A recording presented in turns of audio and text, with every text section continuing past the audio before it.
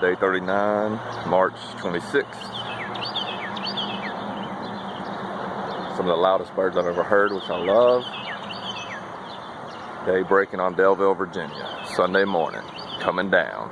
Alright, there you go, y'all. Cajun filet biscuit, bowberry, coffee.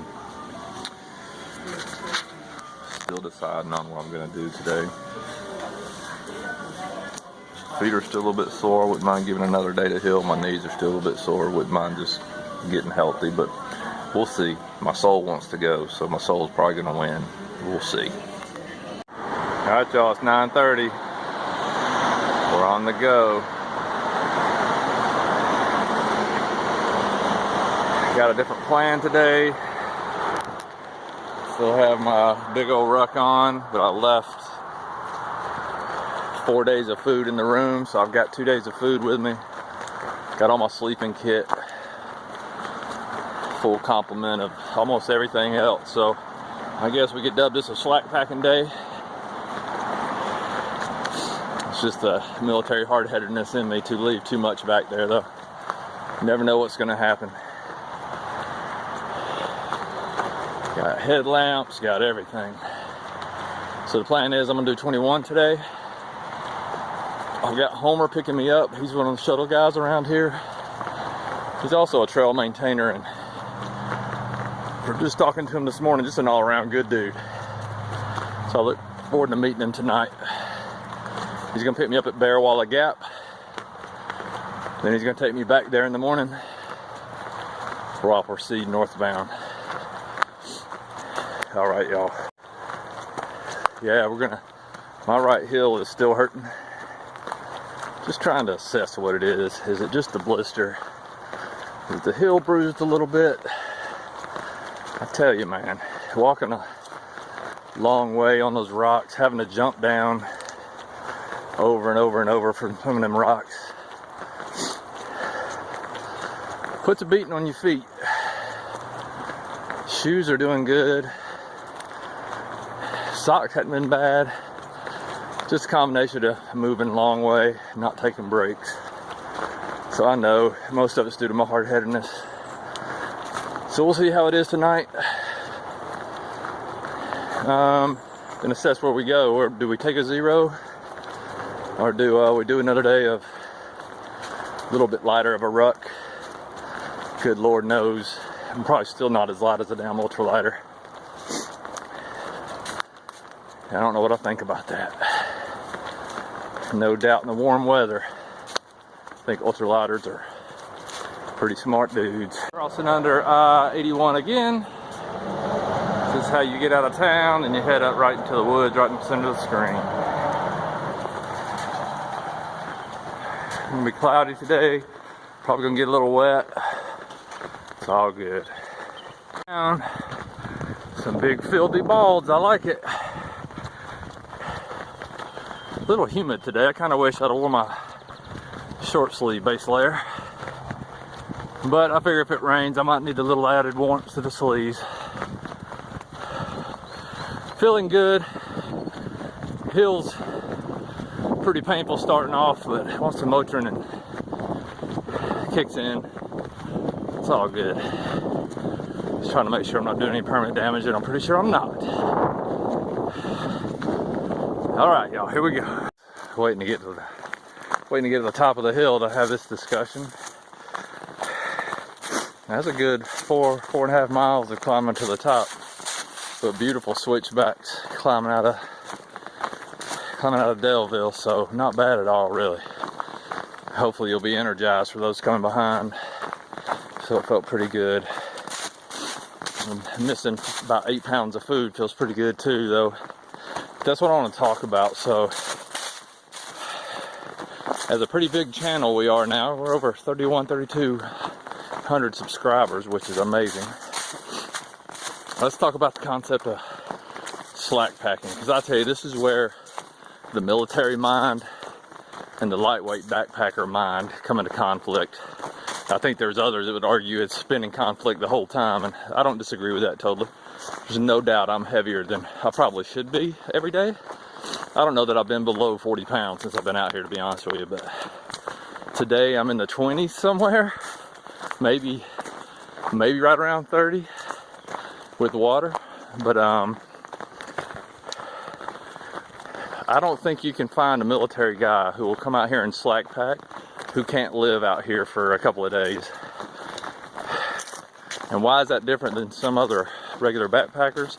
Man, I've seen some people slack packing out here, and they had on this little bitty floss string backpack, you know, and I've got one of those in my backpack. Now other gram dudes are like, oh, you don't need that thing. It weighs almost nothing, and I have used it for laundry. Anyway, here I go digressing.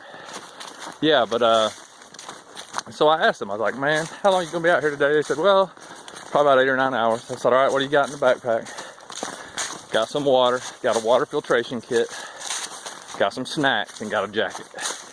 And that was it. And I'm like, man, that sounds pretty good. I know that's light. But what happens when something happens? Are we just betting that bad things don't happen when we're slack packing? I guess that's the military conflict there. Not just military. I know some of y'all think the same way. And some of you are on the opposite scale. And that's why I just want to start the discussion. A nice, calm discussion. But where we can get some good opinions out there, and the more experienced people can, like, this is the first time I've ever done anything deemed slack packing, and I still hate that term because my damn backpack weighed a lot coming up that hill right there. What do y'all think? What's appropriate? And I'll tell you what I have. So I have my tent, just in case I gotta stay out here, because it's supposed to rain tonight. I have my entire sleep system, my quilt, my pad, my pillow. Hindsight, probably could have left the pillow back there, but again, my mind doesn't wrap around light things like that. So again, probably a fault of mine. I have 2 days worth of food, so I eat a lot, y'all, so that's about 4.5, 5 pounds worth. I have my rain pants, rain jacket, trowel, toilet paper stuff. I have my mid-layer top. Well, let's put it this way. Basically, when I got done packing my slack packing ruck this morning, I looked back at the bed where all my gear was at, and there wasn't much left over there. My warm sleep pants, my warm sleep socks, my city shorts, and 4 days of food. So that's pretty much what was left. So anyway, what do y'all say? What do you think? What do you do when you go slack packing? For those of you who've got some through hike experience, what did you do when you through hiked? All right, I'll wait for your comments tomorrow. Okay, last segment for a while, and then I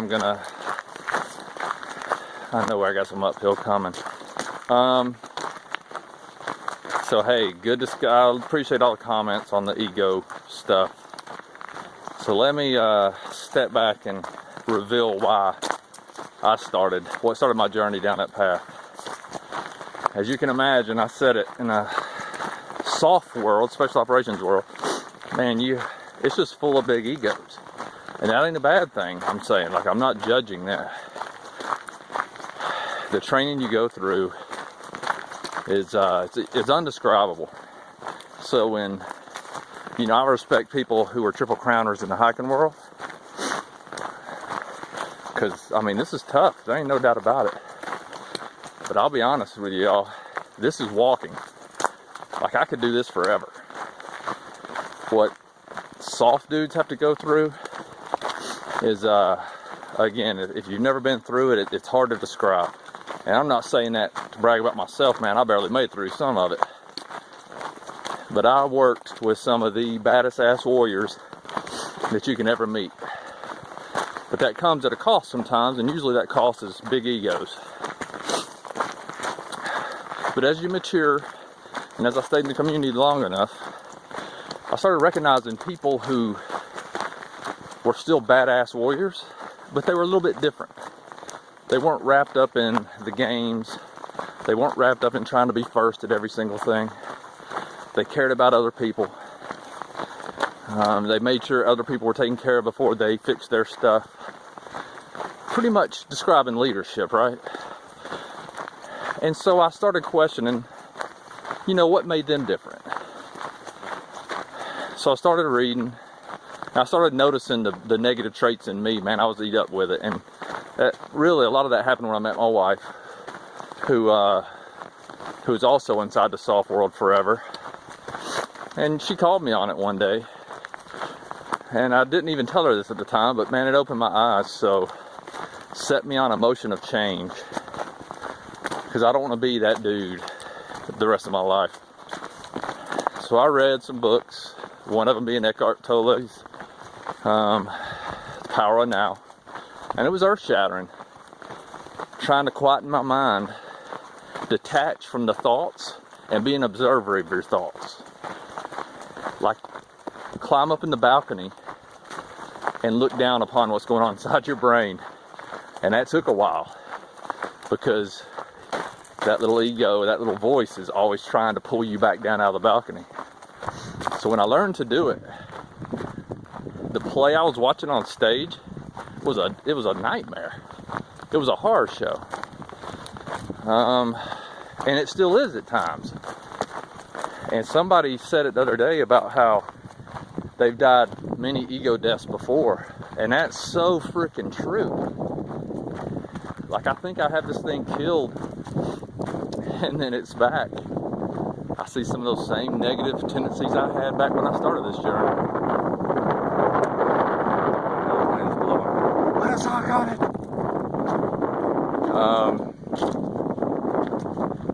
Yeah, so what became even more apparent is how that chatter affects performance. And now that concerned me even more. Because again, in the soft world, and in the police world, and in the fire,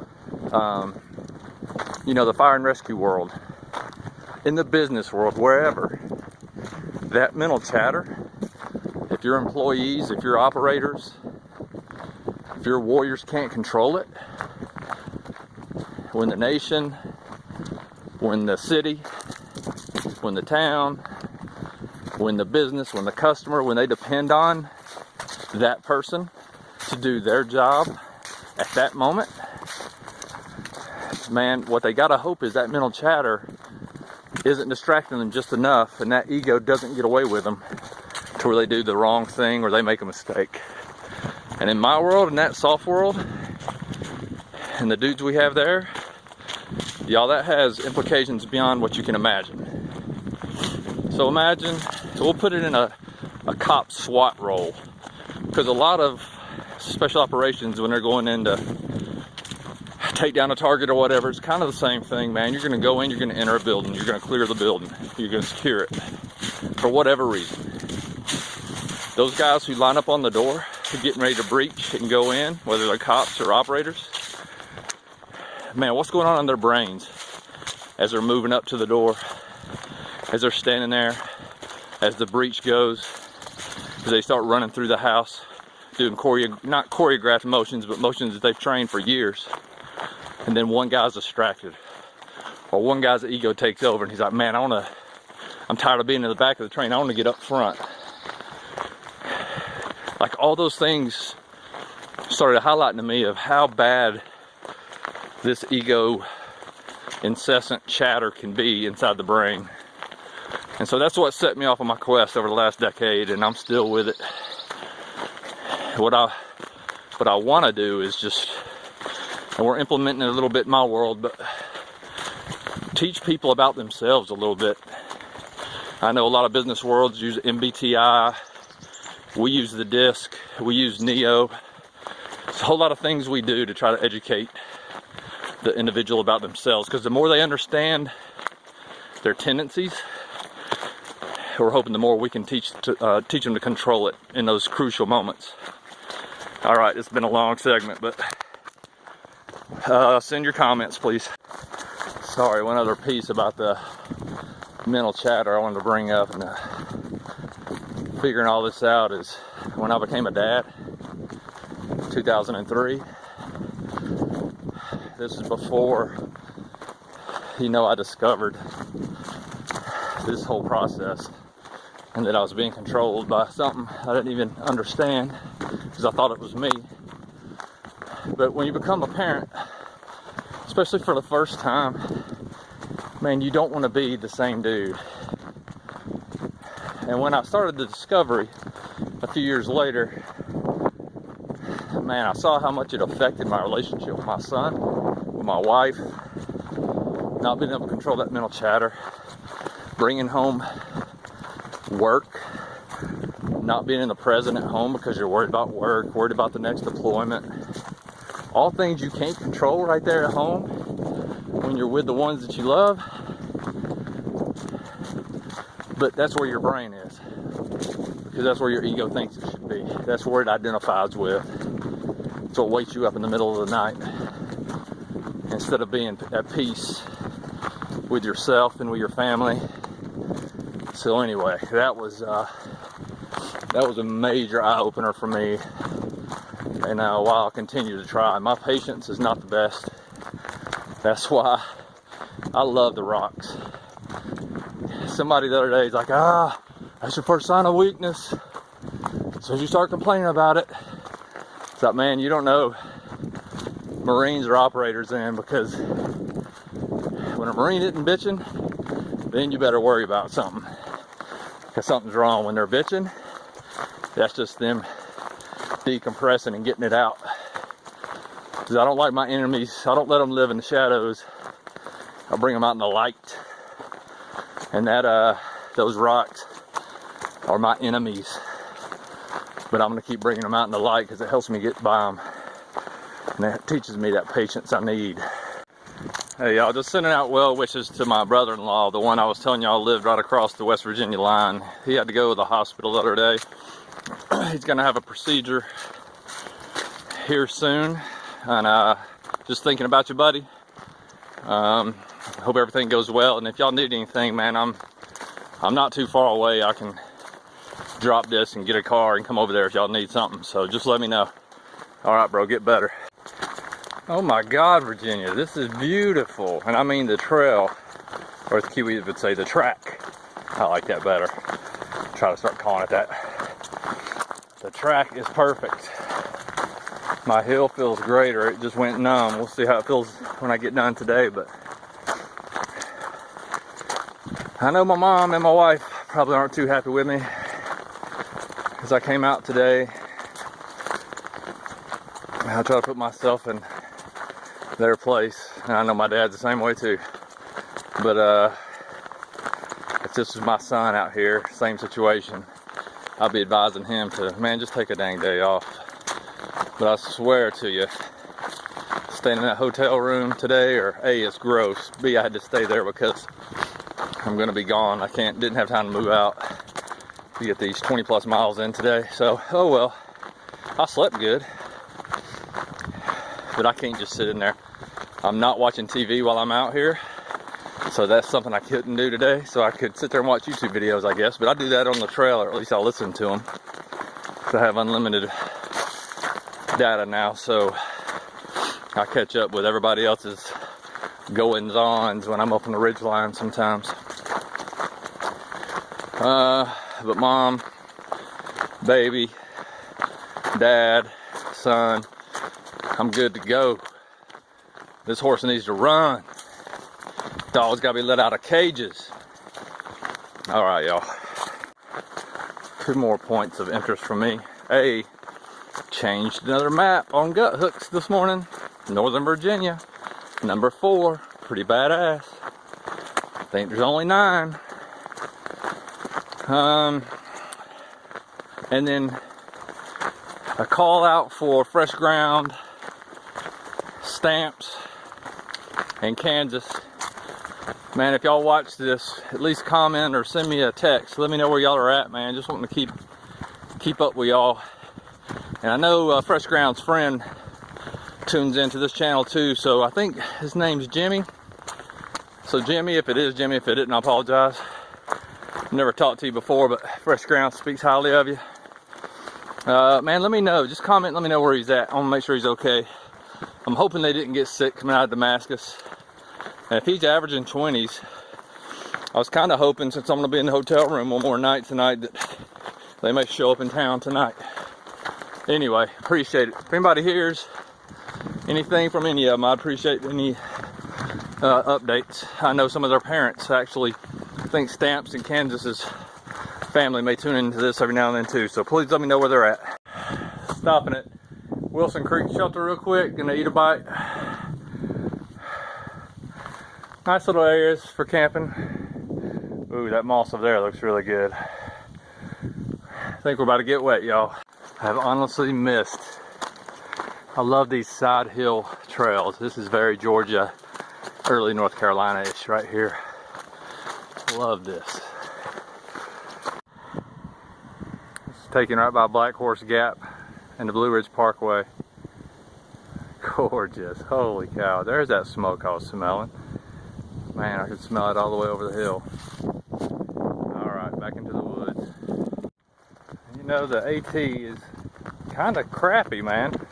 Like in between these two overlooks, like I'm walking down the Blue Ridge Parkway, these views are immense. They keep taking you back in the woods where you can't see anything.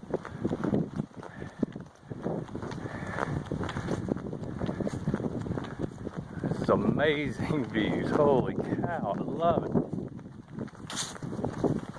This is impressive. Alright y'all, working on mile 20 out of 21.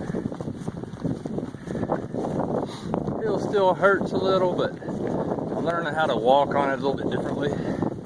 And I think I know what's been doing it now, besides the blister.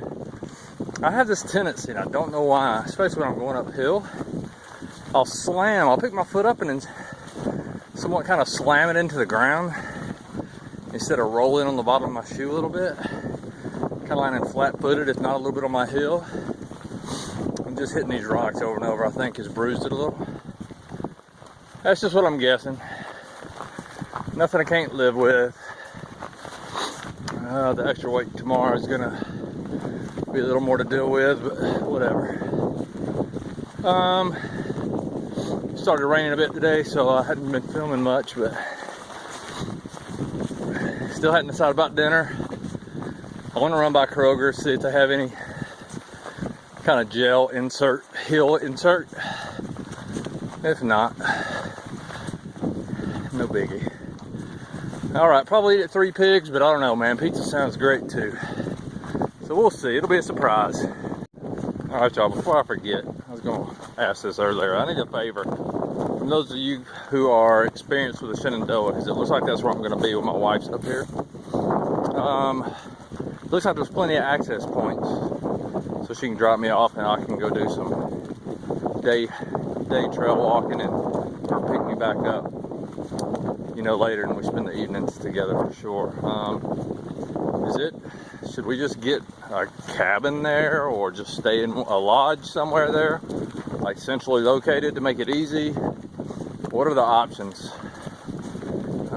Still planning on moving at least 20 a day. Not 25. So anyway, if anybody has any good ideas, man, I would appreciate them. All right, names? Jack. Jack? Yeah. Leah. Julia. Maggie. Ethan. AJ. Sophie. Eli. Eli, what are y'all doing? We're hiking 54 miles with the AT for spring break. Awesome. Where does that end at? To Catawba, Virginia. Nice, going to Catawba. Awesome. How many days? 5 days? 6 days, 5 nights. Awesome. And where y'all going to today?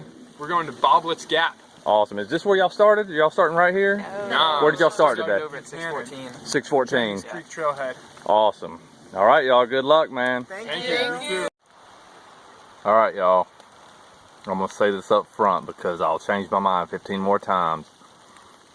Early riser on day 40, which is tomorrow, is going to take a 0 day.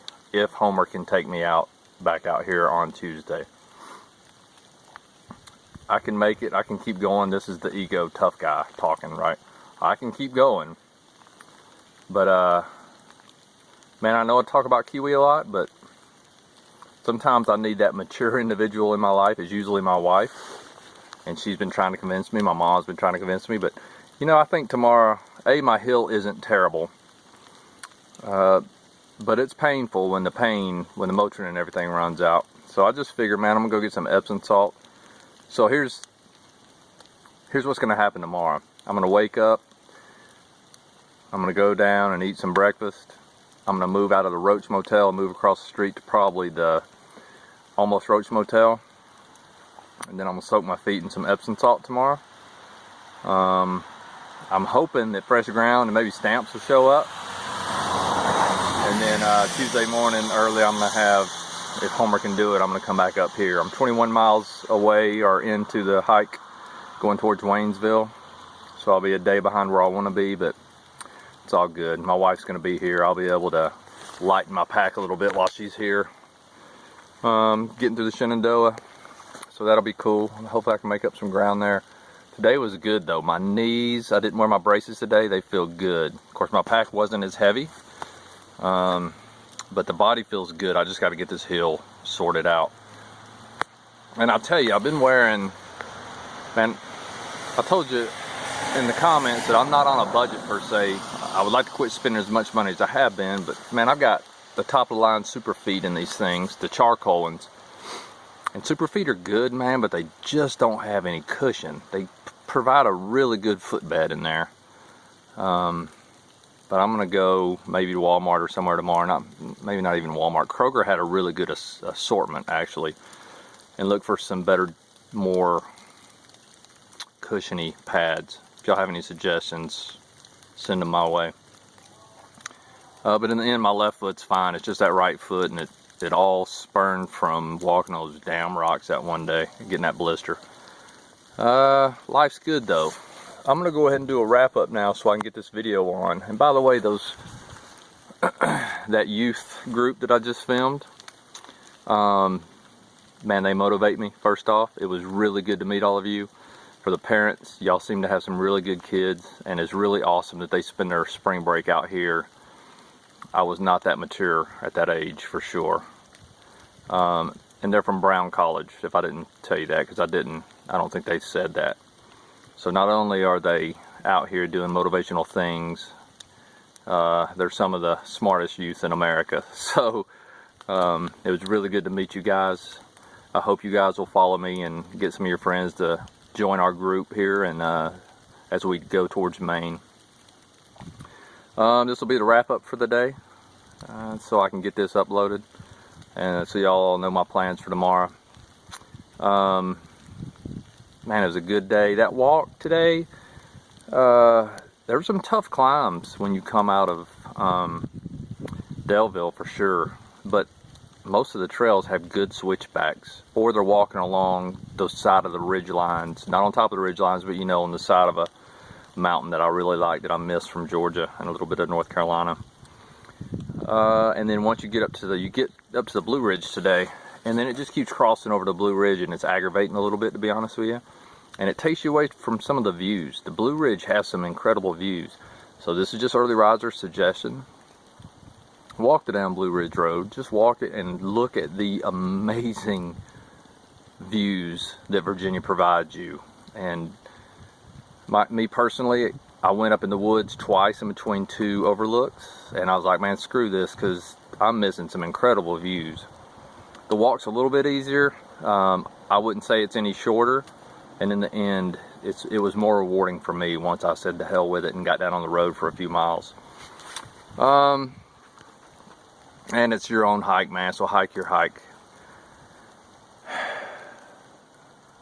Some people have asked the questions of, hey, what gear have you let go of? Man, that's a great question, and I'm almost mad at myself that I haven't talked about that. So, I'm just trying to think, man. I let go of that tripod that I was going to bring out. You know, I plan on doing some envelope cooking, if you will, so I made one of those envelopes.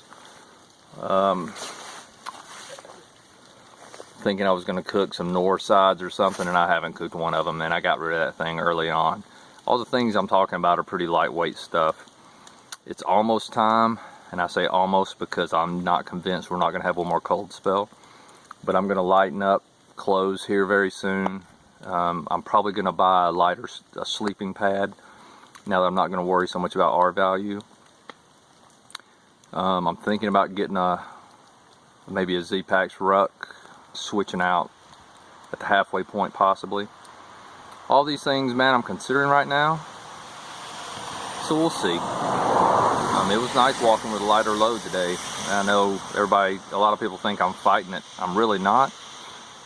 But what I have seen are people who have those ultralight rucks and they've got too much stuff in it and it's hurting them because they got too much winter stuff in there. So we can have a different conversation once we don't need that winter stuff, but thank God I had it, man. I'm glad I've carried it this far. I like all the wrestling theme songs everybody's been posting, and I think everybody might be realizing that we have kind of one genre, our audience that favors one genre of music. So it's funny, the first 2 or 3 were AC/DC right out of the get-go. Should have guessed. I appreciate all that, man. I like to keep doing stuff like that because it kind of defines who we are as a group on this channel. And I don't know, man, like it was a good day today. It's rainy a little bit. I'm gonna go back and get some chow. I'm gonna go back and answer some questions tonight from you guys, and I'm gonna take a freaking 0 tomorrow and be mad about it. And I know all y'all are gonna comment saying, hey man, it's okay, you gotta do what you gotta do, and I need that, so I appreciate it.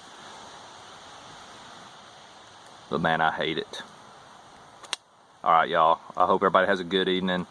Good night to TCC and B. I love you guys. Y'all are my life. Please, everybody out there, think about, if you know about the Shenandoah, man, give me some good advice on where my wife and I can stay while she's here. It's kind of centrally located where she can come, drop me off in the morning and pick me back up at night. And I think Shenandoah is going to work out well. Let me know if I'm wrong. Alright, y'all. Stay safe. Stay tuned in. Stay motivated because we're pushing north on Tuesday morning. I'll film something around town tomorrow. Out.